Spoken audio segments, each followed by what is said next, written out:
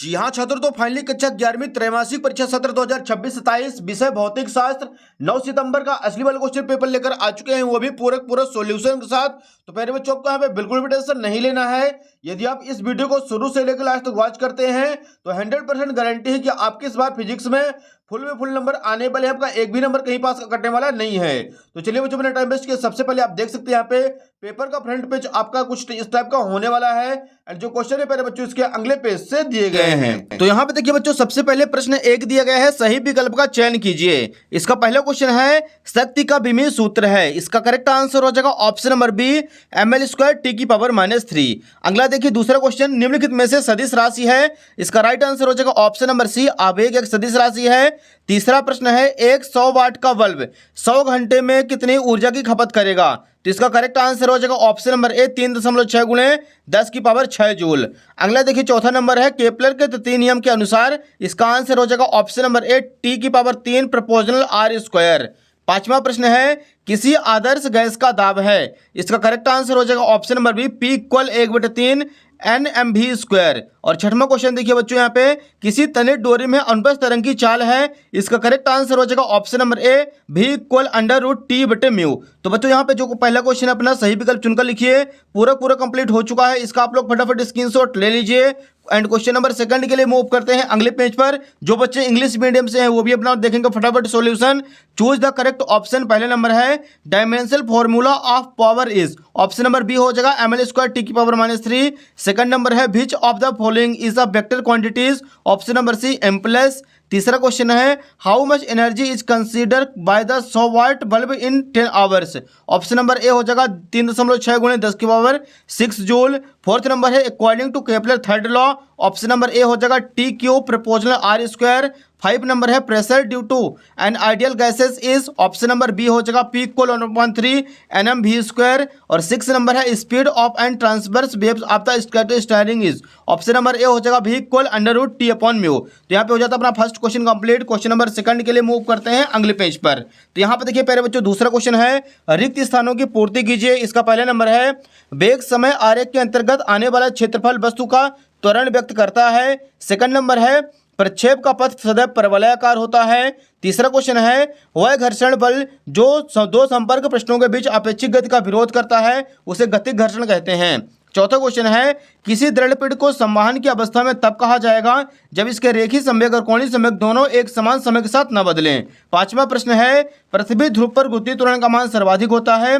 और छठवां नंबर हो जाएगा प्रतिबल तथा विकृति के अनुपात में अंग प्रस्तारता गुणांक कहते हैं। तो बच्चों यहाँ पे जो क्वेश्चन नंबर 2 अपना वो भी कंप्लीट हो चुका है। इसका आप लोग फटाफट स्क्रीनशॉट ले लीजिए। जो बच्चे इंग्लिश मीडियम से हैं वो देखेगा अपना आंसर। पहले का आंसर कर देना है एक्सेलरेशन। दूसरा नंबर देखिए the path of the projectile is, option number इसका हो जाएगा पैराबोलिक। अगला देखिए तीसरे का आंसर कर देना है काइनेटिक एनर्जी।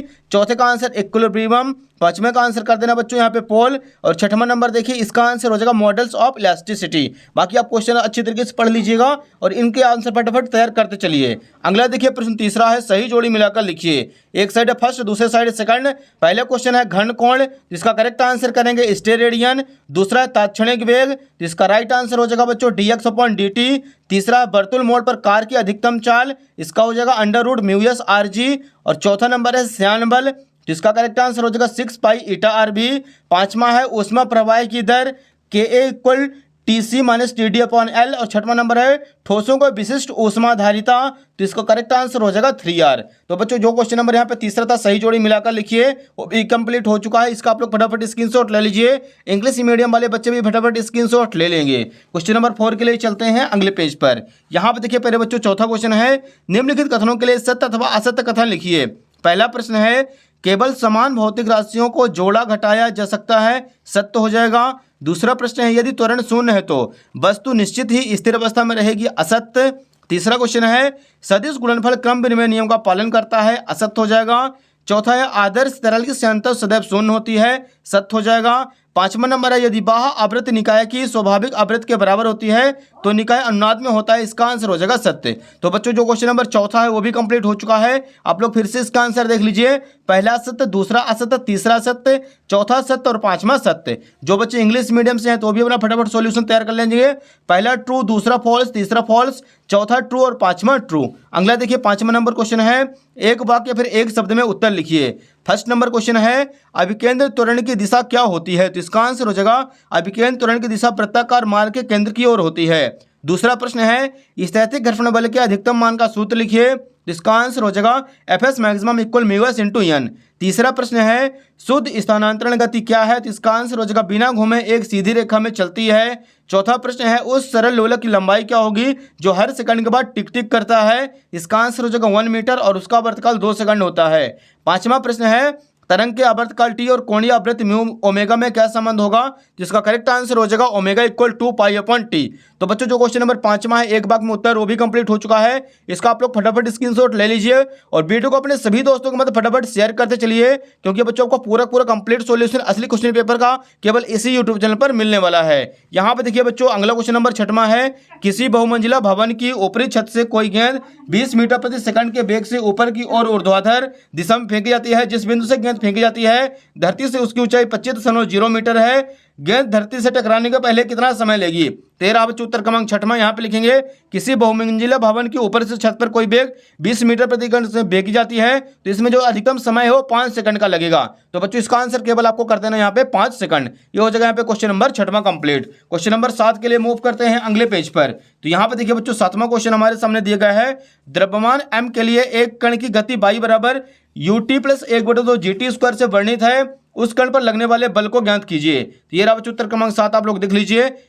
कण का द्रव्यमान m विस्थापन y बराबर ये पूरा फॉर्मूला और यहाँ पे सॉल्व करेंगे तो आ जाएगा F बराबर m गुणे g। ये हो जाएगा बच्चों यहाँ पे क्वेश्चन नंबर 7वां कंप्लीट। इसका आप लोग फटाफट स्क्रीनशॉट ले लीजिए। अगला क्वेश्चन देखिए बच्चों 8वां नंबर दिया गया है संरक्षी बल किसे कहते हैं? इसका अथवा दिया गया है प्रत्यास्थ संघट्ट किसे कहा जाता है? तो यहाँ पे बच्चों लिखेंगे उत्तर क्रमांक 8 संरक्षी बल वह बल जिसके द्वारा किसी कण को एक बिंदु से दूसरे बिंदु तक ले जाने में किया गया कार्य केवल प्रारंभिक और अंतिम स्थितियों पर निर्भर करता है न कि उसके प्रारंभिक मार्ग पर। तो संरक्षी बल कहलाता है। ये हो जाएगा क्वेश्चन नंबर 8वां कंप्लीट। तो इसका आप लोग फटाफट स्क्रीनशॉट ले लीजिए। अगला देखिए बच्चों क्वेश्चन नंबर 9वां है जड़त्व आघूर्ण किसे कहते हैं?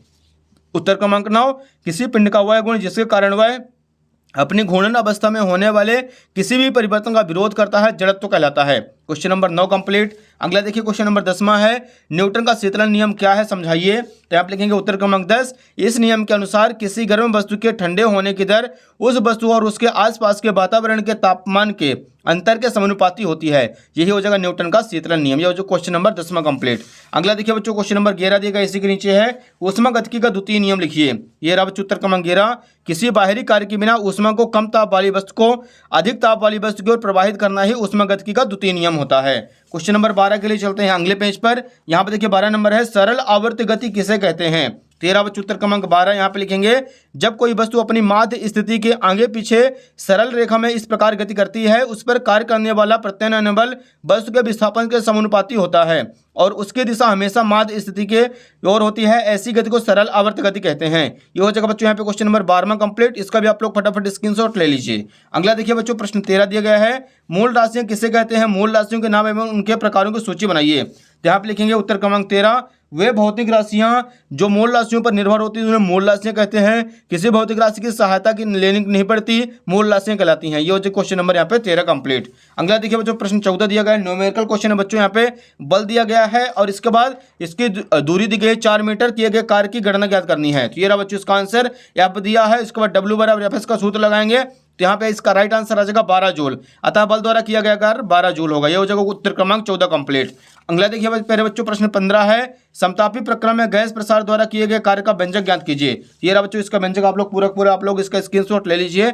इसका राइट आंसर यहाँ पे आ जाएगा W बराबर 2.303 nRT log 10 P1/P2। ये हो जाएगा question number 15 complete. Question number 16 देखिए बच्चों इसी के नीचे दिया गया है यंग प्रत्यास्थता गुणांक आयतन प्रत्यास्थता गुणांक एवं अपरूपण गुणांक को परिभाषित कीजिए। ये रहा बच्चों उत्तर क्रमांक 16 देखिए यहाँ पे हेडिंग डालेंगे यंग प्रत्यास्थता गुणांक प्रत्यास्थता की सीमा के भीतर अनुदैर्ध्य प्रतिबल और अनुपस्थित विकृत के अनुपात को यंग प्रत्यास्थता गुणांक कहते हैं। दूसरा नंबर है आयतन प्रत्यास्थता गुणांक। प्रत्यास्थता की सीमा के भीतर अभिलंब प्रतिबल और आयतन विकृत के अनुपात को आयतन प्रत्यास्थता गुणांक कहते हैं। तीसरा है अपरूपण गुणांक। प्रत्यास्थता की सीमा के भीतर अपरूपण प्रतिबल और अपरूपण विकृत के अनुपात को अपरूपण गुणांक कहते हैं। ये हो जाएगा question number 16 complete. Question number 17 के लिए मूव करते हैं अगले पेज पर। तो ये देखिए बच्चों, यहाँ पे क्वेश्चन नंबर 17 हमारे सामने। ये भी बच्चों न्यूमेरिकल क्वेश्चन दिया गया है। इसका आंसर आप लोग देख लीजिए यहाँ पे। ये लीजिए बच्चों, इसका पूरा का पूरा आप लोग स्क्रीनशॉट ले लीजिए। हो जाएगा क्वेश्चन नंबर यहाँ पे 17 अपना कंप्लीट। अगला देखिए क्वेश्चन नंबर 18 दिया गया है। पृथ्वी के तल के नीचे स्थित किसी बिंदु पर गुरुत्वीय त्वरण के लिए व्यंजक ज्ञात कीजिए। ये रहा बच्चों उत्तर क्रमांक 18। देखिए यहाँ पे सबसे पहले लिखेंगे यू एक्स बराबर u cos theta, u y बराबर यू साइन थीटा। उड्डयन काल का formula T equal to u sine theta, H equal u square sine square two theta upon g. क्षैतिज सीमा यानी परास आर बराबर u square sine two theta upon g. ये हो जाएगा यहाँ पे क्वेश्चन नंबर 18 कंप्लीट। अगला देखिए क्वेश्चन नंबर 19 दिया गया है। एक आदर्श तरल के लिए बर्नौली प्रमेय की स्थापना कीजिए। तो ये रहा बच्चों उत्तर क्रमांक 19। आप लोग देख लीजिए, बर्नौली जो समीकरण होता है उसका पूरा प्रूफ यहाँ पे दिया गया है। P + 1/2 PA² + PGT। ये हो जाएगा बच्चों यहाँ पे क्वेश्चन नंबर 19 कंप्लीट। अगला देखिए बच्चों लास्ट क्वेश्चन नंबर 20 है। अनुप्रस्थ तरंग एवं अनुदैर्ध्य तरंग में 4 अंतर लिखिए। तो यहाँ पे लिखेंगे उत्तर क्रमांक 20, एक साइड अनुप्रस्थ तरंग, दूसरे साइड अनुदैर्ध्य तरंग। पहला पॉइंट लिखेंगे इसके माध्यम के कण तरंग संचरण की दिशा के लंबवत कंपन करते हैं, इसके माध्यम के कण तरंग संचरण की दिशा के समांतर कंपन करते हैं। इसमें तरंग और गर्त बनते हैं, इसमें संपीड़न और विलयन बनते हैं। ये तरंगें ठोसों तथा द्रवों को ऊपरी सतह पर उत्पन्न होती हैं। ये ठोस, द्रव और गैस तीनों माध्यम उत्पन्न होती हैं। चौथा नंबर, इन तरंगों को ध्रुवण संभव है, इन तरंगों को ध्रुवण संभव नहीं है। तो ये हो जाएगा बच्चों यहाँ पे क्वेश्चन नंबर 20 कंप्लीट। तो बच्चों यहाँ पे अपना पूरा असली वाला क्वेश्चन पेपर फिजिक्स का कंप्लीट हो चुका है, जो कि आपका 3 जून को होने वाला है। तो आपको यहाँ पे बिल्कुल भी टेंशन नहीं लेना है। वीडियो को फटाफट शेयर कर दीजिए अपने सभी दोस्तों के मत, केवल क्योंकि आपको केवल असली क्वेश्चन पेपर इसी यूट्यूब चैनल पर मिलने वाला है, वो भी पूरा complete neat and clean solution के साथ। तो फटाफट वीडियो को अपने सभी दोस्तों के मत शेयर कर दीजिए। धन्यवाद।